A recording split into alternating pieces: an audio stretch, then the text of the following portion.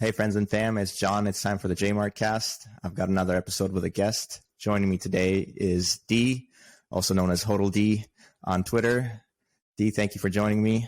Yeah, absolutely. Thanks for having me. Appreciate it. Awesome, man. As I just explained to you, just wanted to have a conversation a little bit about your background, how you grew up, so maybe even a little bit about your education, just to get a sense of kind of who you are as a person, a little bit about your life story. And how is it that you came to be where you are now, where you're a Bitcoiner, you're someone who understands the technology at a fairly decent level, enough so to even work for a Bitcoin company.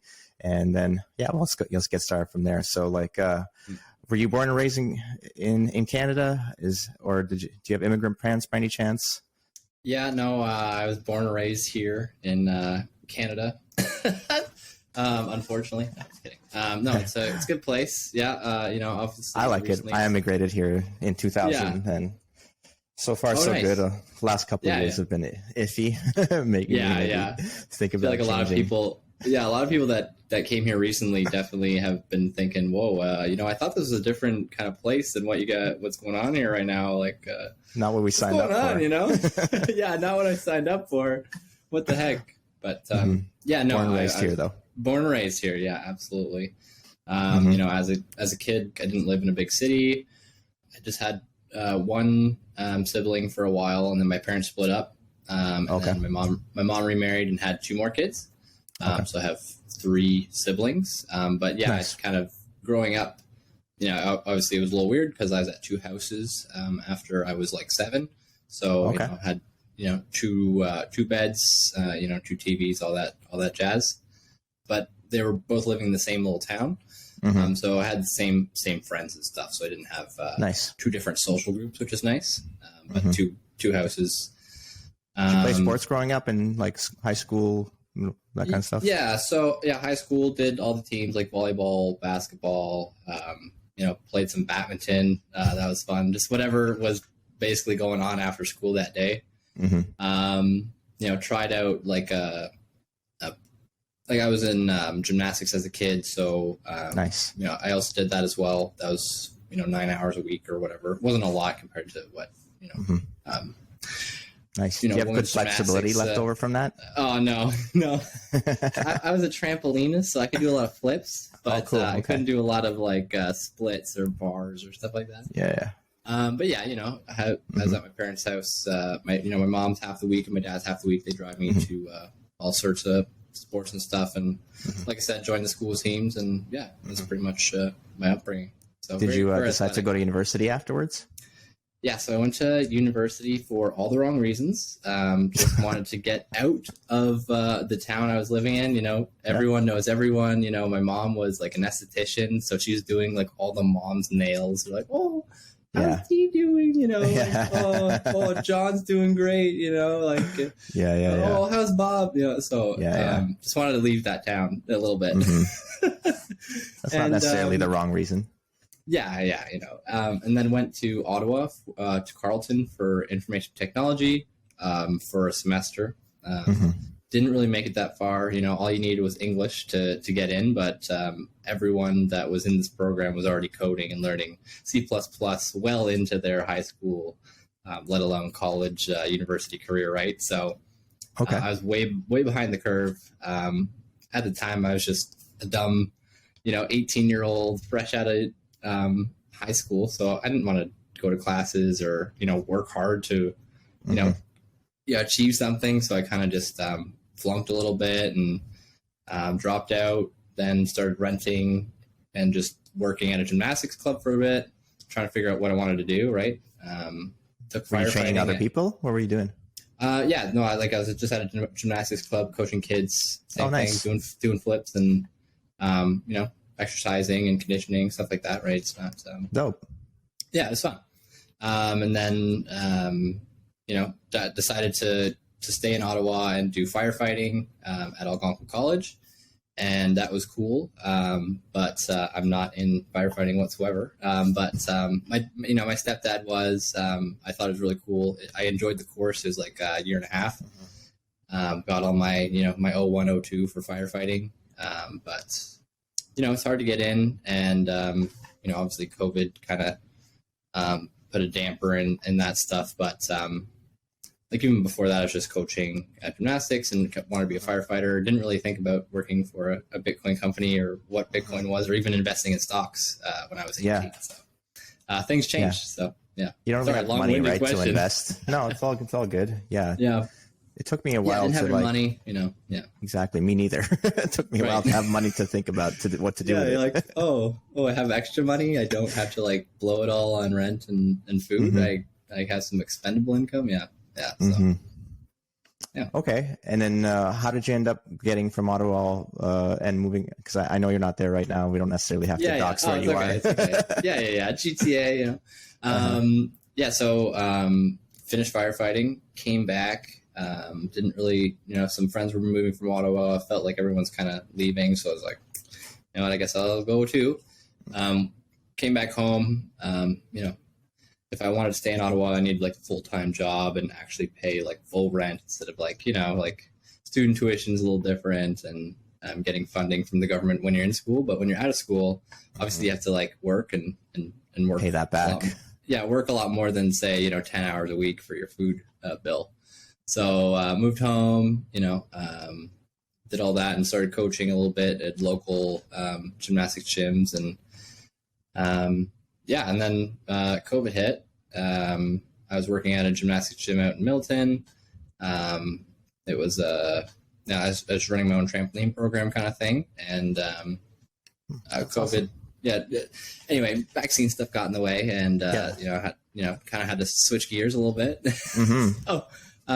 Looking for a remote job and applied to CoinKite and within a few months got the job. So, my nice. Coaching career and coaching kids and emailing parents, I guess, kind of really helped me gain that social and email support aspect. And then Rodolfo said, hey, you're pretty much fit for the job and you're a Bitcoiner. So let's give it a go. So yeah, very fortunate and very lucky. Yeah. So probably some of the listeners don't even know what you're talking about a little bit, but CoinKite is a Bitcoin company that offers cool hardware devices related to Bitcoin, and you are a customer support kind of type of position within the company. Yeah, and future or past job experience got me where I'm at, and sprinkle a little Bitcoin on top, and learn about hardware wallets, and just dive down that rabbit hole and go on Twitter a little bit, and you can be there too. Yeah. If you had to maybe give a percentage of how full your Bitcoin knowledge was compared to where you are currently, how full was that at the point where you got hired for the job? Oh, still learning, man. Everyone. No, I'm not saying you're 100% now, but if you're 100% now, what percentage of that would have been when you got hired? Well, I don't know. I feel like the past few years, probably, honestly, so much. I've learned so much, and even I've only worked every there day, for a year, right? So, it's still pretty new and fresh for me as a job. But I felt like it's been 4 years, maybe not that much, but like an experience. I went to my first conference this summer, that whole experience and talking to people and networking, and it's a lot, so just get thrown in the deep end, here you go, have fun, hopefully meet some people, meet some friends, but corners are very, very welcoming. So, I mean, it wasn't hard, but totally different from a year ago. What's the company policy like for getting employees up to date with Bitcoin knowledge? Is there a required reading list? How does that go? No, that's all self-learning. There's no weekly digest of new Bitcoin news. Maybe when a new Bitcoin review comes out that MBK posts, maybe listen to it. That'd probably be a good thing to do. So, he goes over some new updates and stuff and firmware updates. So, I mean, it's good to listen to, and he messes around with Matt Odell and shit. So, yeah.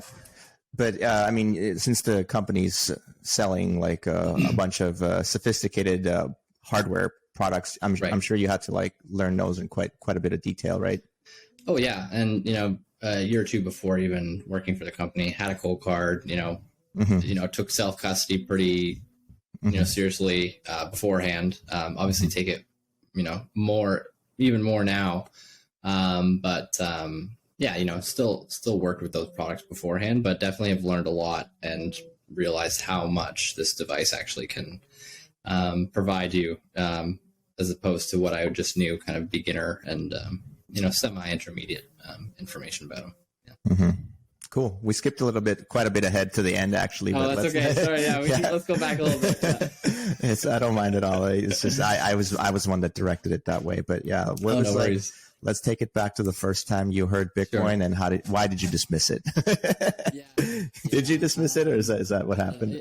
You know, it's just kind of like one of those things where, obviously I wasn't at a bar or anything, but it's just like, you know, you're at a bar drinking, like you overhear someone say it, and you're like, what the fuck? You know, what is that? And then, you know, it takes like five hits or 7 hits for you to like actually, maybe I should check out this thing.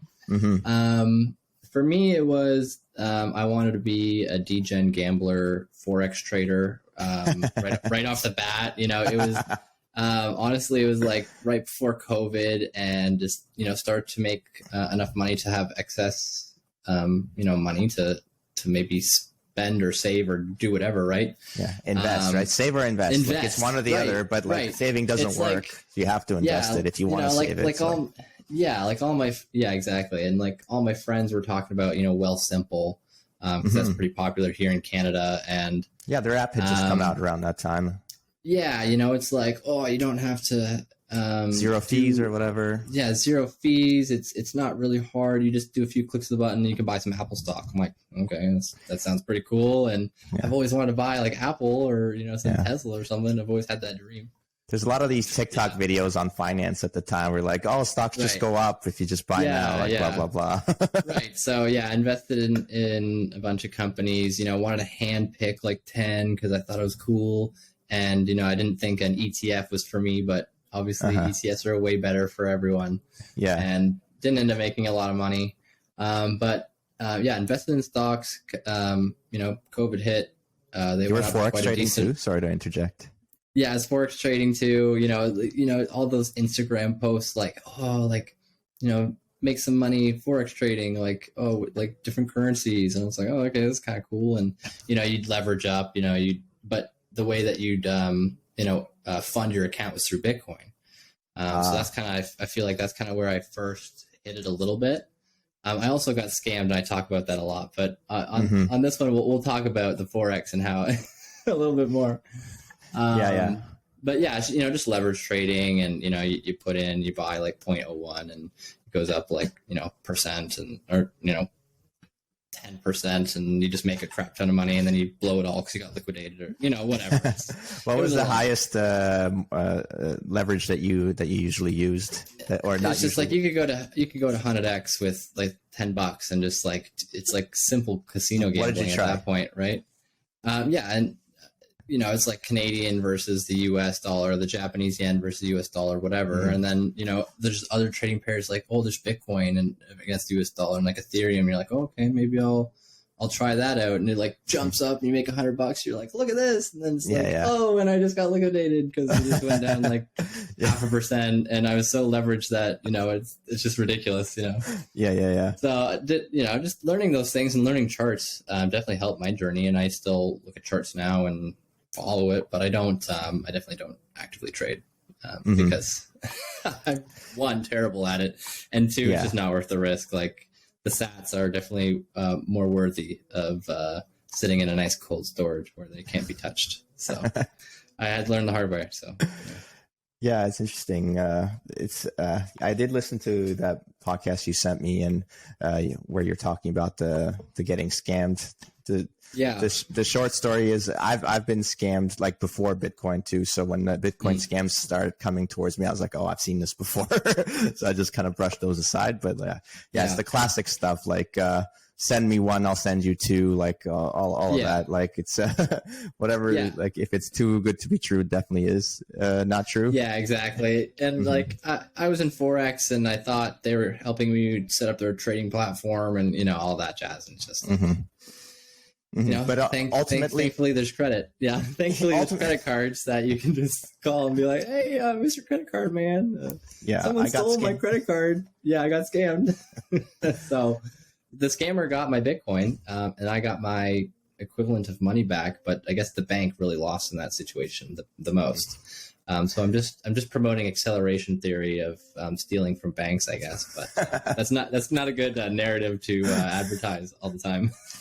Yeah, we're just kidding, of course. But like, I think what the important part of that story is that I think I personally can relate to is the fact that this inner desire to want to get rich quick, make a quick buck, the what's it when you're the greed, that's what it is, the greed, right? Like we all can be, at periods of time I want more. Feel very greedy. Like, oh, I have this much, but I could have 10 times the amount if I just leverage it like 50x. Like, yeah, or if I just believe this person who's clearly lying to me, but I want to believe it because I feel really greedy right now, and that's just like something that's very easy to fall into that for anyone listening. So it's just beware.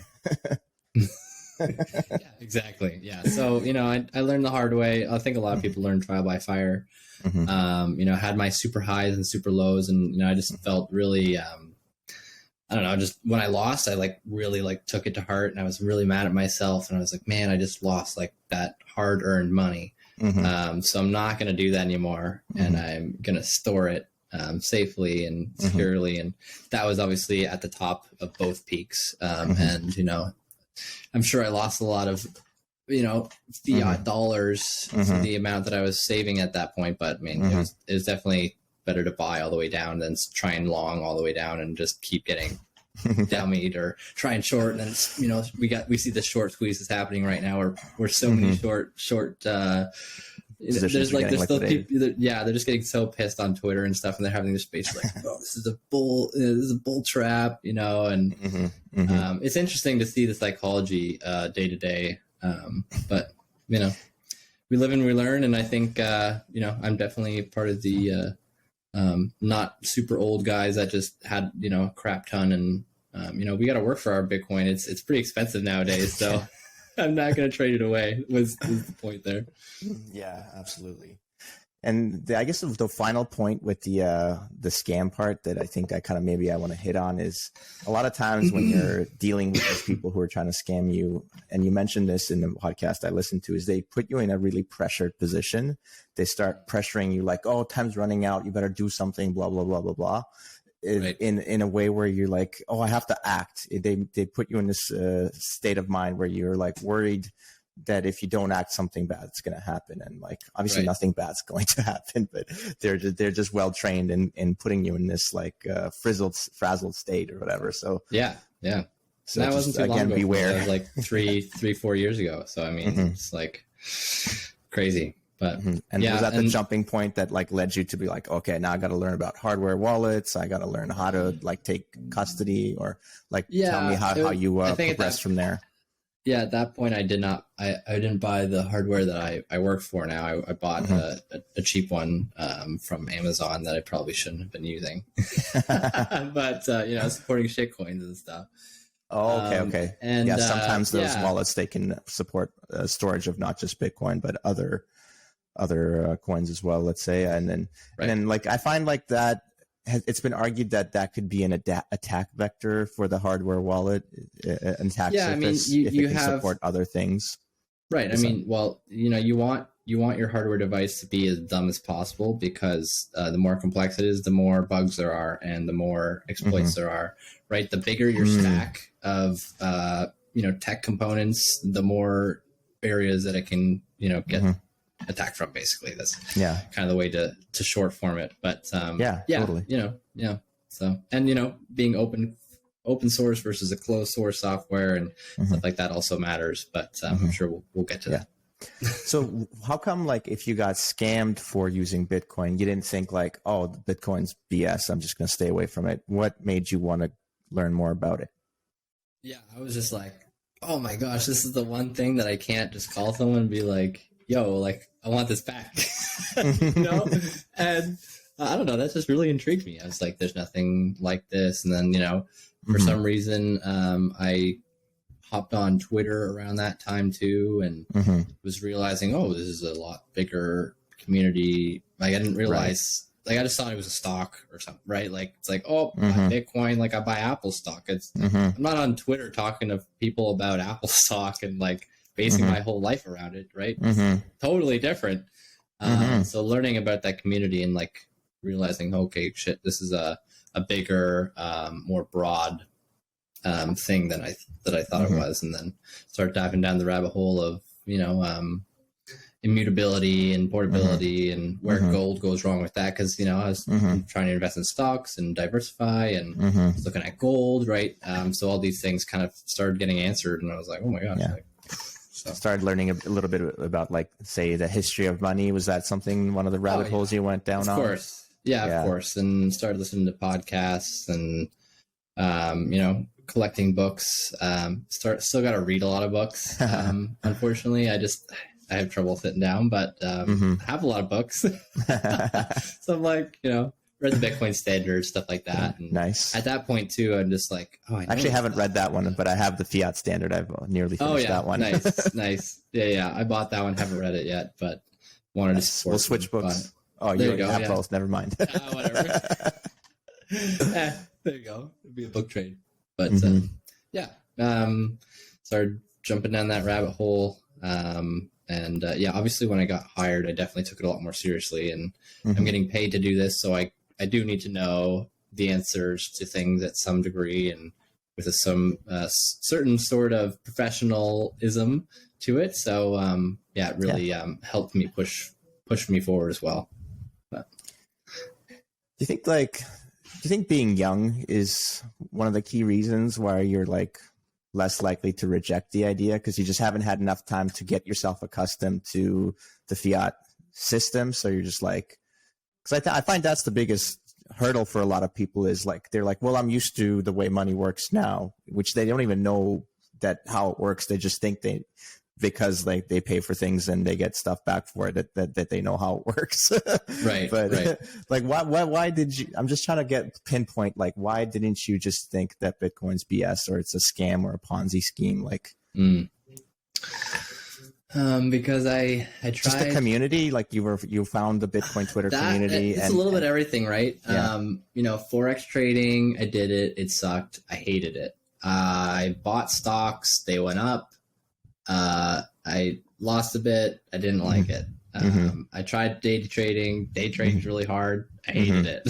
I want to buy something and hold it and it not, make me poor. I want to increase my value without going to great lengths and jumping super far out on the risk curve to do so. I wanted something that I can retire on, or I can eventually put a very small portion of it towards a house, or something like that.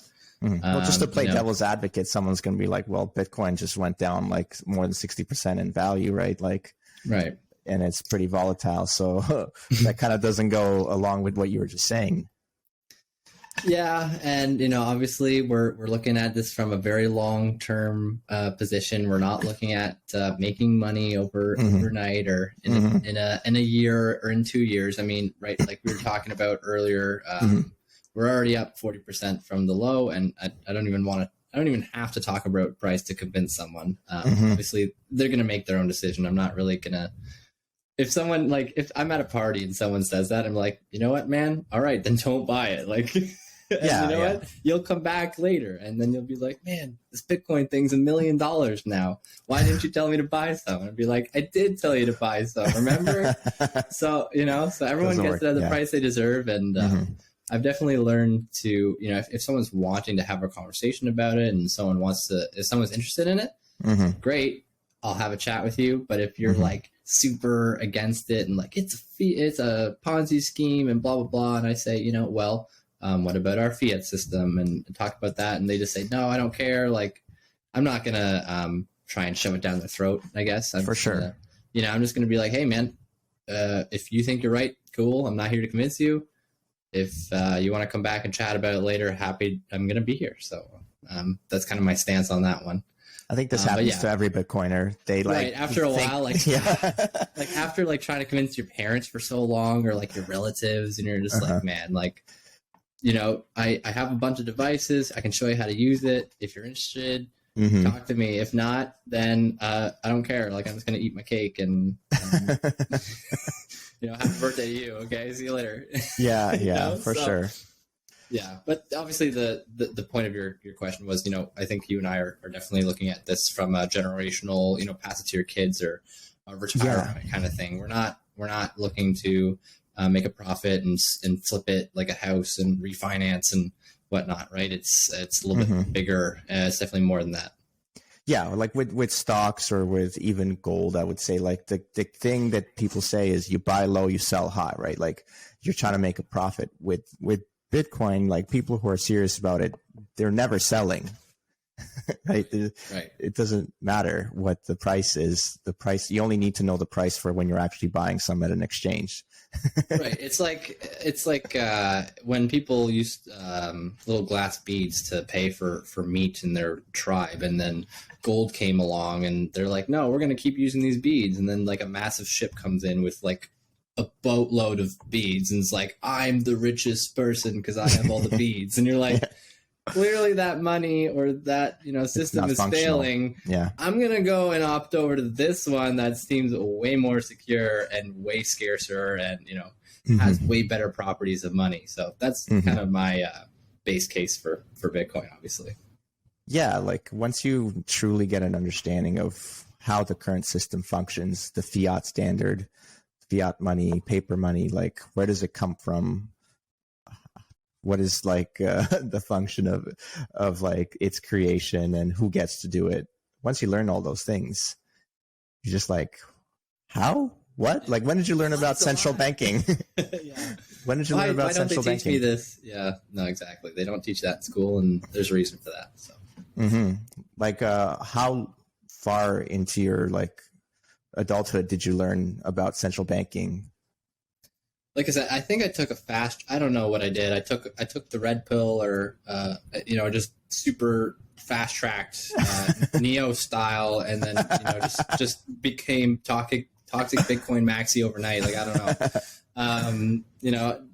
Tried out everything, Forex, stocks, shitcoins, altcoins, NFTs even. I was like, you know what?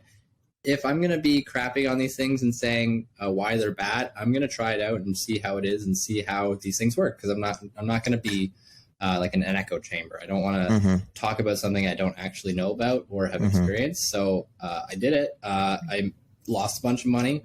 I got super lucky one time and got like the most mystic, rare, like one of 3 NFT, sold it for a couple $1,000s. I was like, This is ridiculous. Like I probably broke even, not gonna lie. Okay.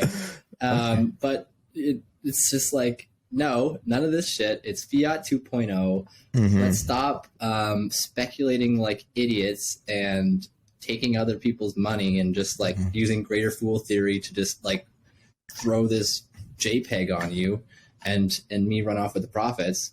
Let's just build towards something that is way better money and where we don't have to fuck each other over. It's so crazy, but people are greedy, and obviously it's not a straight path, but I think we'll get there eventually. Just, we're in the bear market right now. We got super high highs, super lows. It's not a straight path, right? It's a bumpy road. But. Yeah. I mean, it's a volatile asset in terms of like its price. Yeah. There's, like we were talking about with the emotional roller coaster, right? There's this fear and greed that pushes the price in whichever way, and ultimately, it's volatility of emotions, right? It's people doing this. It's not a computer. I mean, there's some computers buying and selling, but these massive volatility swings are just people's emotions. Like, oh, I should sell. Oh, I should buy.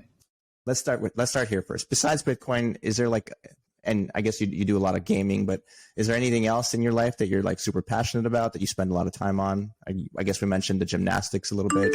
Yeah. Is that still a big part of your life? Definitely since I've had a full-time Bitcoin job, it's definitely been more in the back burner. But I still like to stay fit. My girlfriend loves to take me on runs and make me work out. And it's probably a good thing. That's a good girlfriend, man. That's a keeper. Yeah, if she wasn't around, I think I'd be getting a little bit bigger. So, thankful for her. And you got some room though. yeah. I got some room, but happy to stay in shape a little bit and keep healthy. I like to do physical that. fitness, sure. Yeah, physical fitness a little bit, just like yourself. I know you do some personal training or something like that. Which is very cool. Appreciate that. Yeah, and some gaming stuff like that. Like to be outdoors a little bit, but live a pretty simple life. Remote job, so I'm at home a lot, and definitely. And so, I guess that kind of leads into the next question: is learning about Bitcoin has that been the thing that kind of has facilitated you kind of living a more simple life, something where you're have that more of that low time preference mindset where you're thinking about long-term futures, so you're foregoing instant gratification, let's say, for that delayed gratification where you're looking in maybe 5 to 10 years into the future at the minimum? I definitely have, since being a Bitcoiner, have definitely delayed that gratification, even with the stocks and stuff, right? You're trying to trade, a few hours later, you're trying to get out, or in a few days trying to get out or whatever. Thankfully, for me with the stock stuff, I sold them, halfway down this kind of shit show, whatever's going on with the stock market. Sold it off for a very expensive Bitcoin miner. But nice. So, definitely, from the frying pan into the fire. Yeah. Still trying to, break even a little bit on that one, I'd say. But, definitely just shoved everything into Bitcoin, and, I'm very thankful for, all that I've learned for the past, few years here. It's nice not having to spend and still be happy, and not have to buy the next new thing or whatever. This computer looks new, but it's, I've had it for 6 years. Okay, nice. Maybe nice. I've upgraded that RAM or, the liquid cooling instead of a big fat fan on it or something to make it look cool. She's a little bit of a dinosaur, and she does a job. And if I need to upgrade my graphics card, I can. And thankfully, these shit coins are being less mined with graphics cards, so graphics cards can go down in price a little bit. They're cheaper, yeah. Okay, cheaper. Good. This much. They're still very expensive. But, yeah, well, inflation. Yeah. Right. Yeah, exactly. Gotta love that. So, but yeah, definitely I've learned to save a lot more, for sure. That's awesome. Now, with your knowledge of Bitcoin as it's progressed, was there one aspect of it that was the hardest for you to grasp, to understand? Was there something that jumps out at you that you're this took me a while to get, and what was the thing that helped you understand it? Was it a resource or a person, or what happened? The hardest thing to learn about Bitcoin, I guess, specifically. Yeah.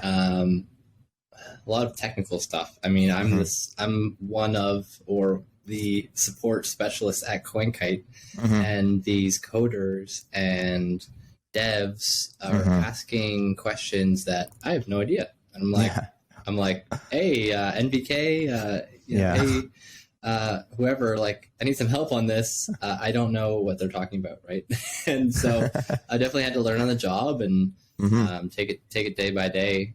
But yeah, obviously just learned that I'm not the smartest man in the room, even though I work for a really smart technical hardware wallet company. So I'm still learning every day. And if I don't know the answer to something, I'm definitely going to do everything I can to learn that answer before kind of giving some person the wrong information.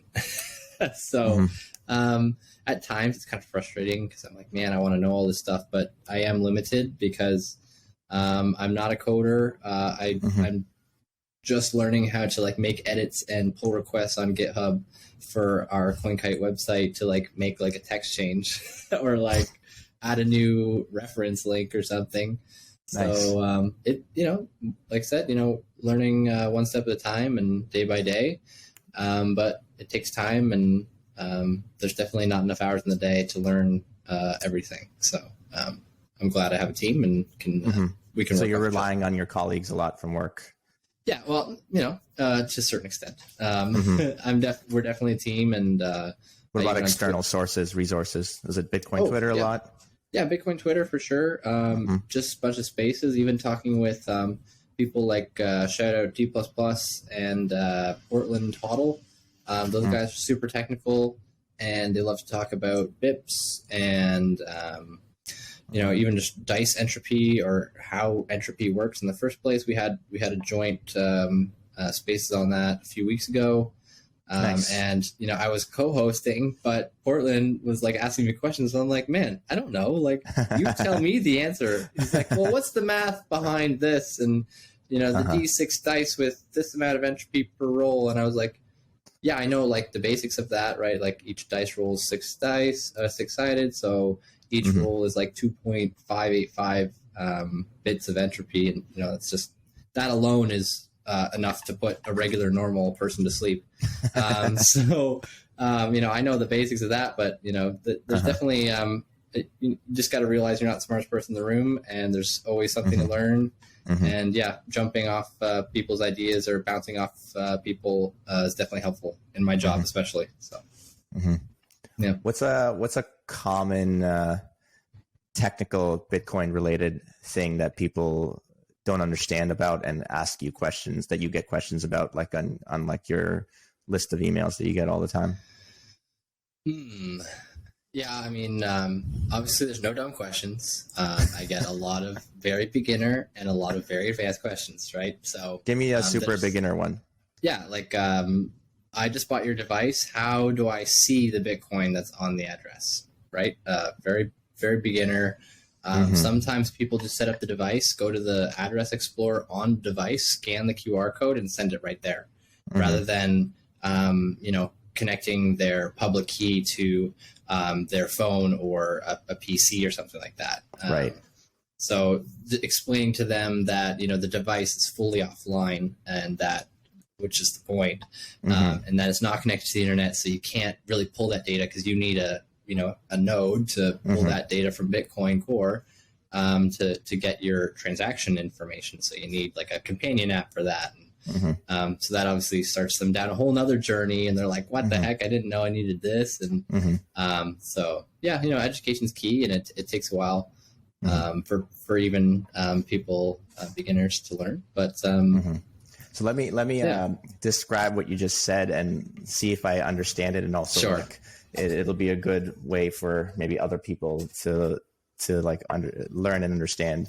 If they don't quite have the predecessor knowledge of like what you're talking about. Right. But essentially, so the hardware wallet, let's say, that CoinKite makes is called the I'm blanking on the name. Cold Card. Thank you. Yeah, it's okay. No worries. Every once in a while, there's just a brain fart happening. Oh yeah, it's all good. So the Cold Card, it used to be called a hardware wallet, but now it's kind of trying to rebrand it to call it a signing device. Right. And the reason why we want to do that is because this hardware device has a special number on it, right? It's just a random large number that is impossible. It's so large that it's impossible to memorize, but it's also impossible to guess because there's so many different digits. It would take you like 50 billion years at this point to even guess, something close to it. But so that's the private key. And based off of that private key, you're able to generate a public key and then generate an address. And then the address is the address that you send Bitcoin to. And then when you send Bitcoin to that address, that's called a transaction. And the transaction is something that gets written down on a blockchain. But the amount that gets written on the blockchain, it has to have internet connection for you to be able to see what that amount is. Whereas that hardware wallet or signing device does not have an internet connection. It only has the ability to sign that transaction to ensure that that Bitcoin gets to the address, but nothing else. Yeah, it has the ability to create a private and public key, but it has no way of knowing what's in that public or private key. So, the storage is stored somewhere, and you need to pull that information from somewhere. So that's why we always recommend to run your own node or stuff like that, or else you're pulling it from a public server, and then whoever's running that public server can see your transactions. But that's a whole nother topic. But It's Yeah, funny. You pull one thread. There's like two more that have to, you have to explain. Crazy, It's so hard to actually get into the nitty gritty. It's like, it's a car, right? You're 16. You don't know how to change your oil. You don't even know how to change your tires. Like, you need wiper fluid. What's that? Like, you got to buy that. You need to maintain your car. It takes a little bit of research and understanding. And then, most people just opt for a mechanic, like a central custodian, and then they're in control of everything. And then they could lie to you and you wouldn't even know. They could say, yeah, I totally changed your oil. And you'd be like, oh, okay. And then you go down the road and your car explodes or something. Or they rug you or whatever, right? I don't know. Like, worst case scenario. Yeah. A better example, I guess, would be like for that public-private key is like, you have an email address, right? You can give your email address away. And people will know your email address, but they won't be able to send emails from your email address without your password, right? So your private key is your password, and then you can send your email out to people, and you can receive emails into your thing. They just can't impersonate you and make emails, I guess. Is that no? Helpful? I get it. I like both analogies. I like both analogies. I like the car analogy a little bit better for the idea that when you first get in a car, it feels so alien, and you feel like you're going to get into a car crash if you speed even just a little bit. And like every new aspect of driving a car is just very jarring, but after a while, you're just very comfortable, very natural in it. And it doesn't feel hard at all. I think the same idea applies to Bitcoin when you first are learning how to use it, how to store it, how to do all the things that you can do with a cold card or even the other devices. It just like is very jarring because, like you said, it's kind of immutable. And if you make a mistake, she gone. You're not getting that back. There's no CEO you can call and ask to, revert the funds. So it's good to actually have that little bit of fear and that, anxiety. But after a while, that goes away. Just like driving a car, you don't feel anxiety every time you get in the car. It's just normal. Same thing with using Bitcoin. And that just takes practice and even just learning how to generate a private key and then restoring it, like wiping the device and restoring that from those 12 words or 24 words kind of thing. That's a whole other thing again as well. But just learning a recovery process, spending it, putting like $10 on and just throwing it around. You can even go as far as going on like testnet, and you could send like 10,000 Bitcoin if you wanted. It's really cool. It's fake Bitcoin, but it's still like kind of fun to like do that and learn. I've never played around with testnet. How do you get Bitcoin on testnet? Do you have to ask people to send you some, or do you automatically get given some if you get Yeah, I mean, I haven't used it. Sorry, did I tapped out your knowledge on that with that question? No, it's actually funny. I personally haven't done it either, but I've seen people do it and talk about it. And it's really cool. Makes you feel baller. You're like, oh, I sent like 10,000 Bitcoin. I'm pretty sure someone sent it to you, but I don't know. That might be, good question. I don't know. I'm not going to say the answer because I don't know. I'll have to get back to you on that acceptable. one. You stumped me. Damn it. I was trying to be cool and be like, yo, testnet, like, try it out. You're gonna bring that up when I ask you a question on it. I know. Sorry. Damn it. Yeah. But no, it's just learn it. Take it one step at a time. There's plenty of resources. We have plenty of documents that help explain it all. So it's complex like a car, and sorry, my approach or my the way I gave it wasn't a good way of explaining it, but you got the gist. You got the gist. Yeah. So one step at a time. Now,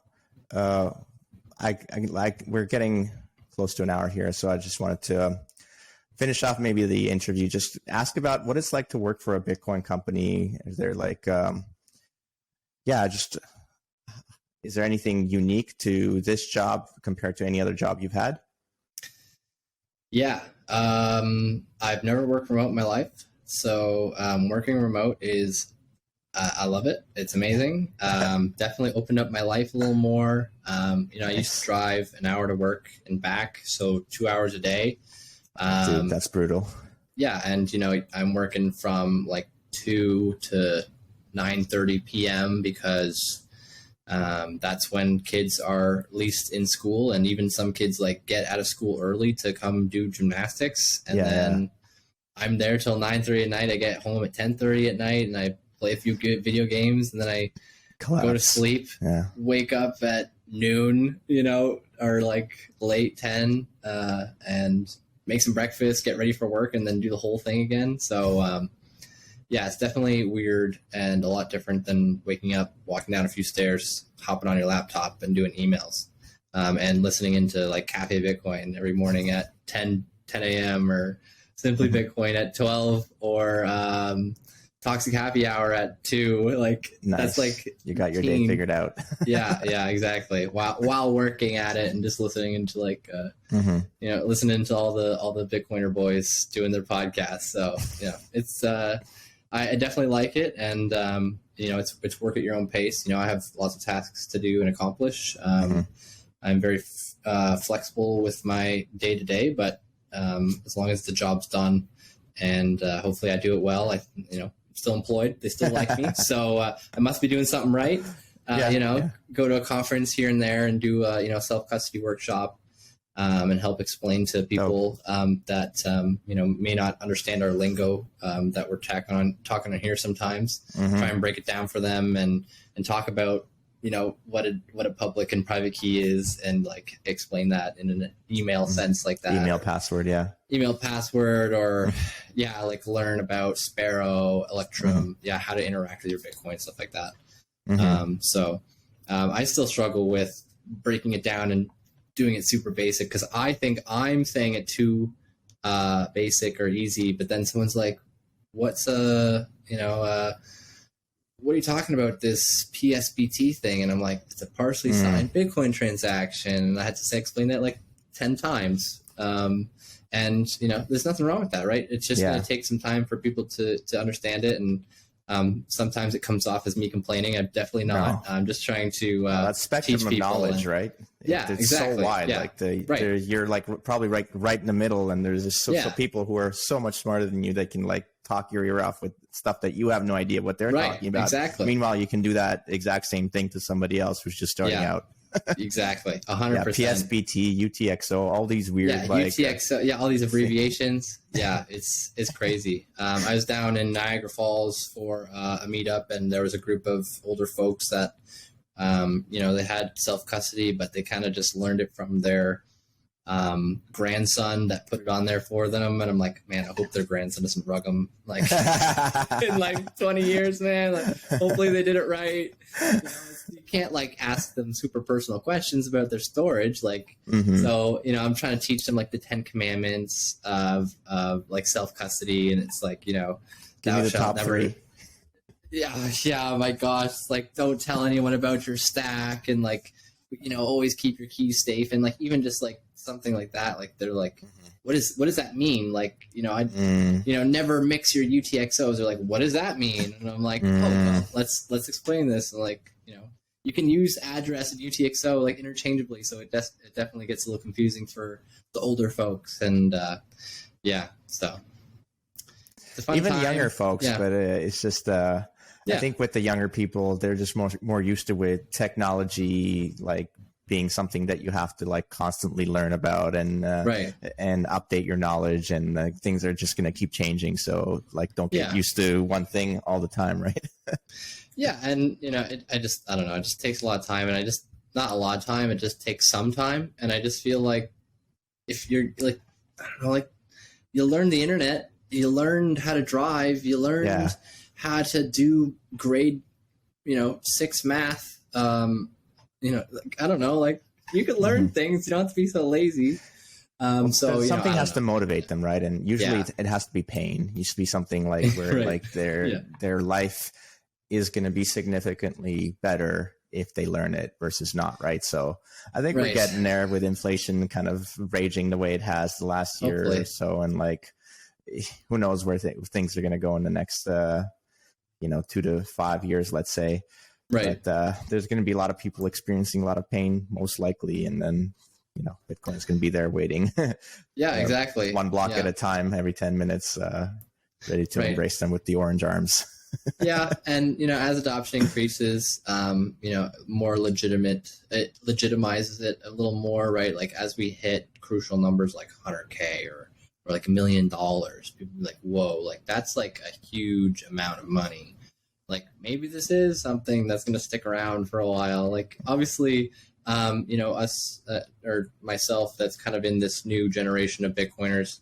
I'm learning that pretty quick and stacking as much as possible in this quote unquote bear market, because I know that I might not get this opportunity again to stack as much as I can and reach those, those stacking goals that I want, or the life that I want, right? I want to retire and not have to worry about money, rather than still focus and grind and, I don't know. And have your life savings be inflated away into right. nothingness. Yeah. Yeah, exactly. Yeah. All those things. So, very fortunate to be here right now. And I just don't realize, I don't think we realize how early we are. And, these podcasts are going to be in the history books. Be like, wow, like these people are talking about this at like, 20K, like it's insane.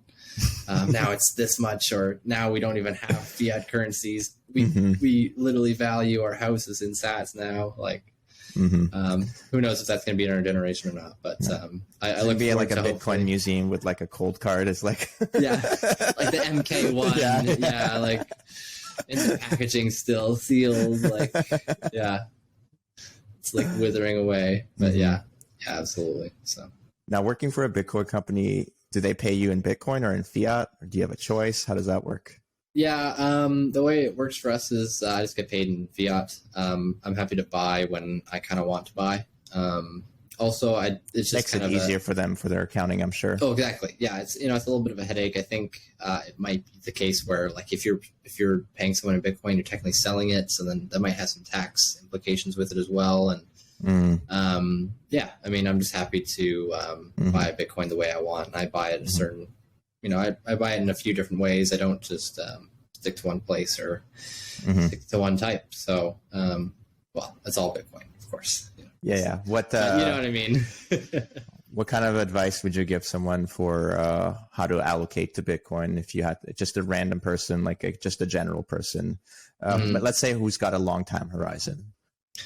Sure. Well, I mean, first of all, if you have less than $1,000 worth of Bitcoin, I don't see an issue with like an open, like a wallet like Moon or Breeze or Phoenix, just like those self-custody wallets that aren't part of like an exchange, but it's not like if you lose that money, like you're toast and you lost like a generational wealth. Or sorry, like a few $100 or whatever, right? As your stack starts to grow and you need to secure it a little bit more, obviously you might think of a hardware wallet. We also have something called the Tap Signer, which is like a $40 card. We're hopefully trying to bring that down to $10, which is super awesome for like third world countries or people that are on a budget that want a private key that's still fully offline. Not even on your phone, but say can't afford the the $150 price of a cold card. I would just say do it slow. Don't throw it all in at once. Okay, so you suggest dollar cost averaging small amounts over a long period of time. Yeah, I think in the beginning. Yes, I think that, to get a sense of what the price movements are like, so that when you do see like a large price movement, you can kind of get a better idea of like what to do. You're not so stressed out about it. You're not trying to look at it day to day. DCA for sure, or like DCA once a month or whatever. You see a 10% drop, buy some maybe. I love to do that. I don't like I don't do the auto. I just like to I don't know. I pick my timing, but in the grand scheme of things, it literally matters like zero sum. Yeah, I mean, if you want to take it specifically, you could do small amounts DCA, and if you see a large drop where your money's going to go a lot longer, then you do a large sum purchase. Yeah, exactly. And that's a pretty simple strategy that people have been super successful doing, and they are living great, So, just a hardware wallet after a few $100 probably would be smart. so that if a centralized exchange goes down, like Celsius, FTX, you go into Luna and that crashes, or this isn't just hypothetical, people. Or let's list like the 8 million exchanges that have rugged people. Yeah, Quadriga for Canada. Quadriga, my gosh, man! So people will learn trial by fire, and so you got to self-custody. It's important. Yeah.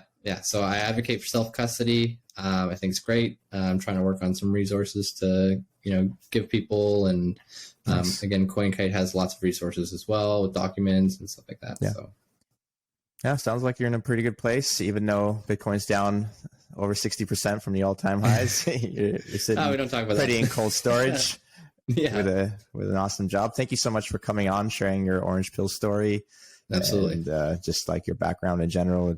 It's cool to learn about the gymnastics. I didn't know that about you. Yeah. I love gymnastics. So nice. Yeah, we got to go to Sky Zone or something sometime. Yeah. We'll go to like an open gym or something. I'll take you to a real gymnastics gym. No, yeah. Sky Zone is just all I know, but I'd be down for a real place. Yeah. Cool. Awesome, man. Yeah, it was a pleasure being on here. Thanks for having me, and hopefully we can do this again sometime. It was great. Awesome.